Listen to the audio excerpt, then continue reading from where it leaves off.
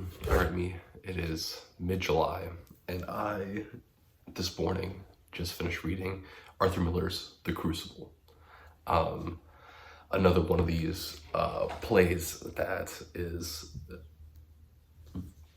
probably one of the most predominant high school American books and pieces of literature. And because of that, I think it often doesn't get the credit that it deserves, right? This is another one of those things, right, where Arthur Miller is not this really prolific writer, right? There's two books, there's two pieces of literature, The Crucible and Death of a Salesman, which are these incredible main staples in explaining American culture and the way that, and looking at the way that Americans think and everything like that, right? But, right, there's not necessarily a lot beyond that. Also, the way that he writes is generally pretty simplistic, right? It's not like we're going super in depth into metaphors and things like that, right? We just have a lot of allegory and whatnot. Because here, the Crucible, right, the obvious allegory, as explained both by Arthur Miller himself throughout huge sections of the play, as well as just other general concepts and ideas, is a comparison of the Salem witch trials to then McCarthyism of the 1950s, and the Red Scare, right, which is the consistent and constant accusations towards people being communist, right? And really, right, we have this huge call into question of the way that we approach the legal system, right? That, to me, that's really the main takeaway in all of this, right? Even the Salem witch trials are incredibly fascinating and to look at and to understand what's happening here, right? Really, this is an accusation against the way that we conduct our legal system, right? Because what's happening, right?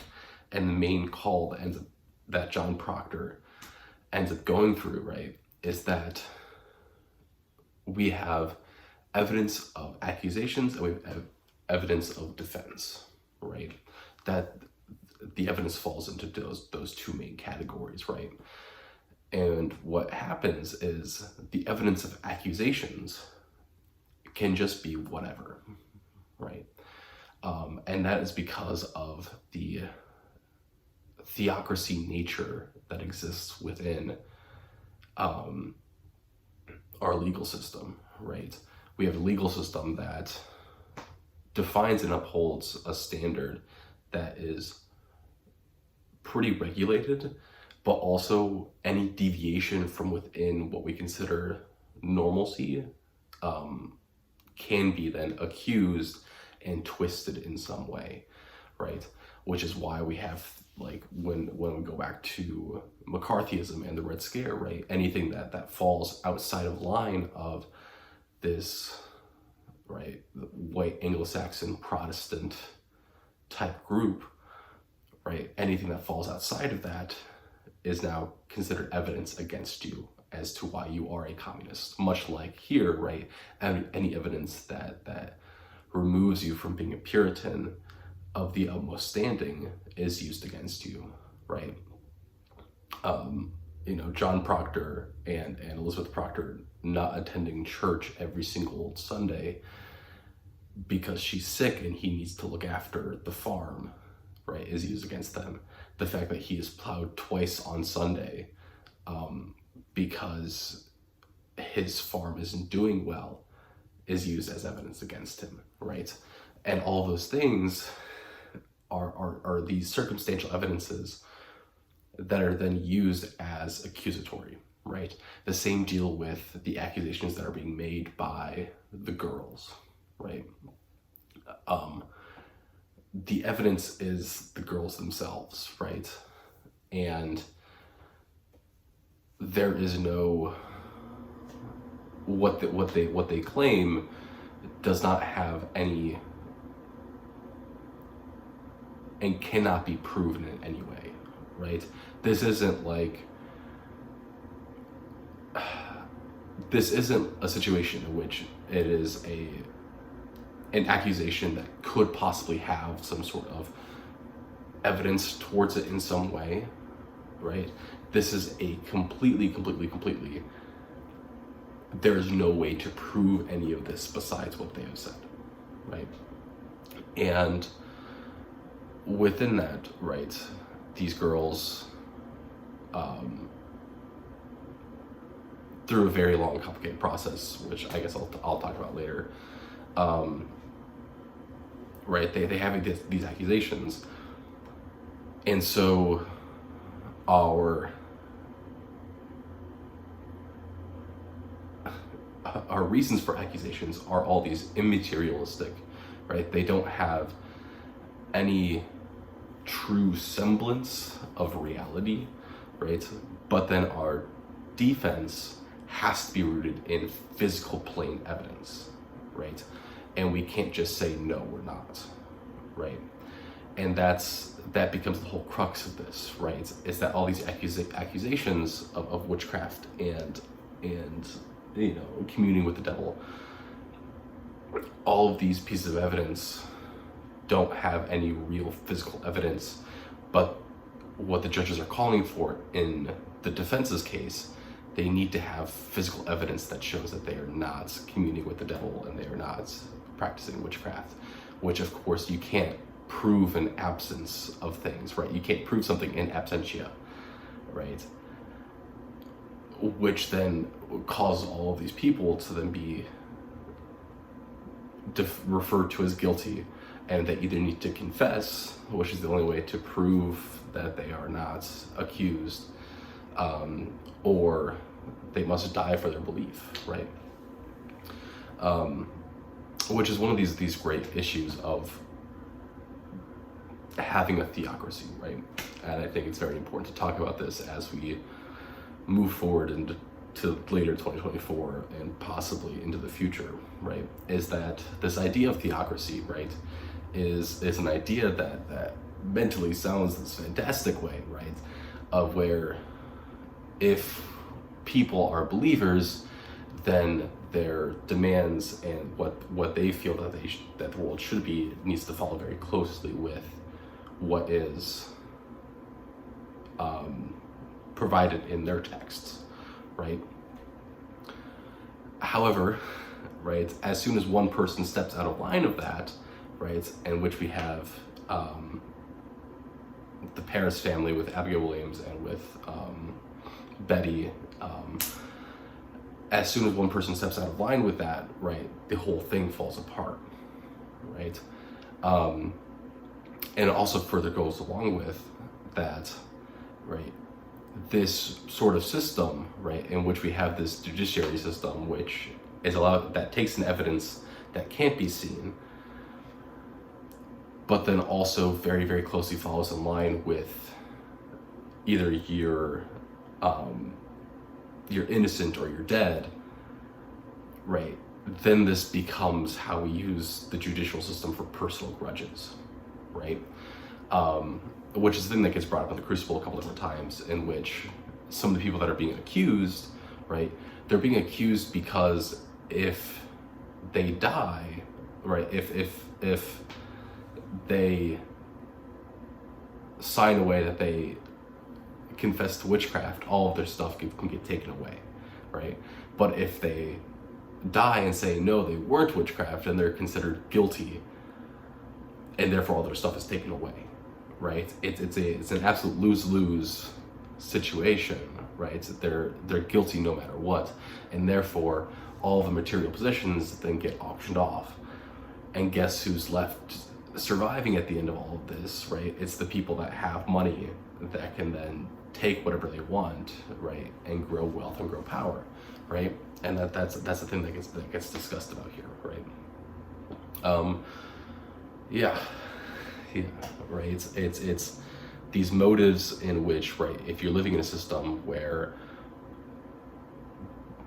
because your laws and your theocracy exist as the same group, right? To defy one is to defy the other, right? And therefore, everything goes, right? No matter what. And so you are either innocent or you're dead, but to be innocent, you have to provide, in this case, for both McCarthyism and for the Salem witch trials, your proof can't just be in absentia, right? Yeah, right. It's a very dark time. Both times are very dark times in American culture, right? Not just in American culture, but just in the world, right? Because that's not the way that we wish the world worked, right? Yeah, right. And it's also one of these things, right, in which you're looking at the Puritans, right, and now looking at where we are in life, right, and we've looked at psychology and the way that children learn and grow and things. One of the main things that we see is that children need play, right? They're not just little adults, right? Even 17, 18, 19, 20, right? You still need some of this play type to then make sense of the world, right? And unfortunately, in a Puritan society, and also in, I'm going to say generally, ultra right-wing,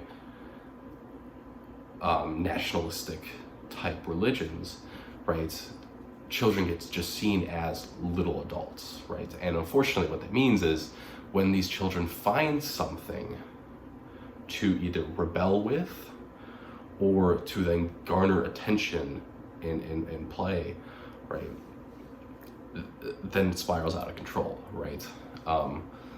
The real story, as noted in the Salem witch trials, is that people like Abigail and Betty were all very, very, very young, right? We're talking 8 to 13 at best, right? And so we have this issue, right, of where we have these very young girls that are learning and are starving for attention, right? Because you're living in a Puritan society which does not value women in the first place and does not value children, right? And so they're starving for anything. And they happen to have Tibitua, right? I think that's the name. I'm sorry, because it might not be the name. Who is a slave from Barbados, right? And she basically exposes them and lets them in on our Barbadian practice, right? And that is then seen and walked in on, and then it all breaks loose from there, right? Because these girls are at an old enough age to understand that what they're doing would be considered socially wrong, right? But not necessarily that what they eventually do can bring about the destruction of society, right? And so we have accusations flying left and right, and it all kind of falls apart, right? And what's really interesting to me in all of this, right, is that Abigail Williams, who is the main person in the Crucible, but also was the first person to do any accusations in the Salem witch trials, is noted for this, noted for a couple other accusations, and then disappears off the face of the earth, right? And nothing's ever recorded of her again, which speaks to, right, this disappointing lack of attention to women by a Puritan society, right? But also by a society in general, right? Not just the Puritan society, right? Of where this is an incredibly important person in history, right? Especially in looking at American history, right? An incredibly important person, and yet she's never documented again after she's 11, right? Which is, it's horrific, right, in that sense. In the Crucible, Abigail's aged up to 17, right? And I would argue the reason for doing this, right, is twofold, right? First, we have the implementation of this affair that John Proctor has with Abigail, right? And that is set more or less to really drive the second act of this play, right? Because the first act, right, it falls in line with the other portion of this, right, is Abigail and then the other girls who are then all 15 to 18, providing evidence and giving accusations, right? And then the second half is driven by this affair that John Proctor has had with Abigail at one point, as the driving motivator for why Abigail is making some of these accusations, but also why John Proctor has such a difficulty with all of this, right? Because he already views himself as a condemned man, and so if he tells the truth, right, and he continues to tell the truth that Abigail's a liar and that no one is communing with the devil, right, and then he dies a martyr effectively, right, does that absolve him of his sins, right? Or because he's already a condemned man, does he then continue to live to try and support his children so that possibly, right, you know, that his children may be able to continue onwards, right? And that's the main struggle that John Proctor deals with, right? The second portion of this, right, is that it allows for us to think of Abigail and at the other accusers that are these young girls, for us to think of them as knowing what they're doing, right, and why they're doing it, right? Because there's this huge jump, right, of 11-year-old making these accusations to get out of trouble, right, which is a thing that, right, kids just do, right? They lie to get out of trouble, right? The other portion, but like as these people get older and they reach this arbitrary number that we have for adulthood, right, we view them as more willing and able to understand both their actions and their consequences, right? And we get this kind of portrayed, right, is that very early on, once Abigail realizes that she kind of has this power, right, of where she is able to now accuse people of being witches and practicing witchcraft, right? Now she sees that she can use this to get what she wants, and one of those things that she wants is she wants to be with John Proctor, right? As part of this affair deal, right? And so, which then informs the decision to then accuse Elizabeth Proctor of witchcraft, right? Using the poppet that she saw the maid of Elizabeth Proctor making and using, and then using that as the spur to then accuse Elizabeth Proctor, right? And then we have this the whole actual trial scene, right, in which we go back to this whole thing, right, of where the judges at this point, even if they may begin to doubt Abigail and Betty and all these people that are doing the accusations, right, they've already gone too far in this and they can't stop, right? And so they force themselves to continue, right, and believe the evidence that Abigail is putting forward, even if there's severe questions about the authenticity being put out, right? Which, right, falls in line with McCarthyism of the 1950s and 60s, right, of where we have accusations being made for power, right? And when you look at the accusations that are being made, right, they are almost always against people in higher levered situations that have made some sort of break, right, in highly competitive situations, right?